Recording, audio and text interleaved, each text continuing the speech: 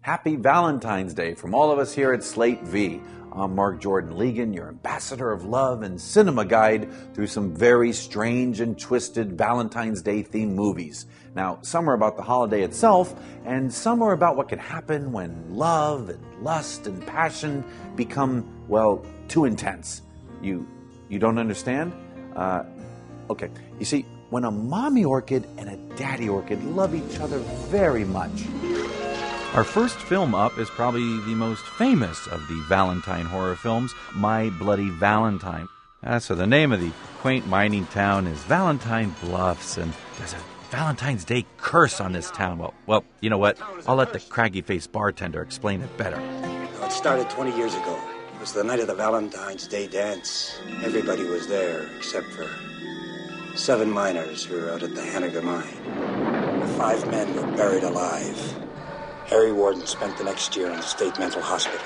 Exactly 1 year later, he came back to town. He killed the 2 supervisors who had left their posts the year before.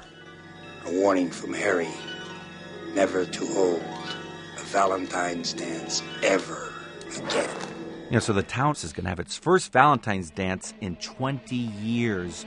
But the killings start again. They even kill Mabel. There you go, Mabel Quesadilla. See, this is what happens when you don't use fabric softener. It happened once.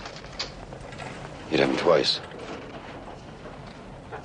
Cancel the dancer, it'll happen thrice. He end the poem with thrice?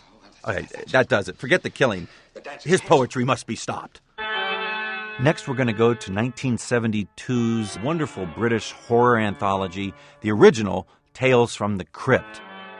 A legendary horror film actor, Peter Cushing, there you see. He's a nice little old man, a rubbish collector. He's nice to the children, and the rich snot who lives across the street can't stand him and wants to get rid of him. Darling? But see, Peter Cushing's dead wife was into the occult, and he stays in touch with her through the Ouija board. Is there anything you wish to tell me? Yes, get new gloves. Don't you love in movies that fingerless gloves represent poor? Sergeant! So they take away his dogs, and the children are told to stay away from him, and then the final nail in his coffin is they send him mean valentines. A tree is beautiful, if its owner prunes it. But our town isn't, because your presence ruins it. And he kills himself, and then his ghost comes back and, well, you see. You got to watch those people with fingerless gloves. You never know when they're going to snap. Now we're jumping to 1984. This is one of the weirdest movies ever made. Crimes of Passion.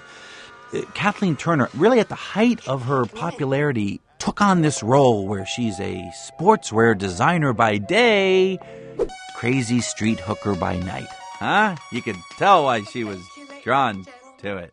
When do you sleep?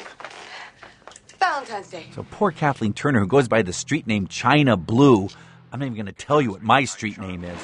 She's going to meet this crazy street preacher played by crazy Anthony Perkins. Last rites. So Perkins, he wants to save her. He wants to sleep with her. Oh, what a struggle that everyone can relate to. That's the thing about this movie. It seems relatable, doesn't it? Forget your troubles, come on, get happy. You better chase all your cares away. That is a performance, ladies and gentlemen. You're heading for the judgment day.